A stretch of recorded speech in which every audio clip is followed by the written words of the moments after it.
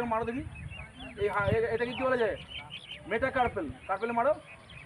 এইগুলো যে এটা কার্পেল বোন, এটা মেটাকার্পেল 5টা আছে, ফ্যালেঞ্জাস 14টা।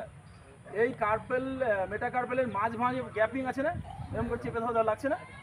সারেগামা দেখো আসছে সারেগামার মতন। ওই গ্যাপিংয়ে যদি আমি এটা এরকম পয়েন্ট দিয়ে মারি, দেখো আরও ভালো জিনিস আছে। এখানে এরকম টোকা মারো দেখি লাগে কিনা তোমাদের। এখানে এখানে এরকম জাস্ট টোকা মারো, লাগছে? একটু জোরে মারো দেখো লাগছে কিনা। মনে হচ্ছে না একটু জোরে মারলে কেটে যাবে?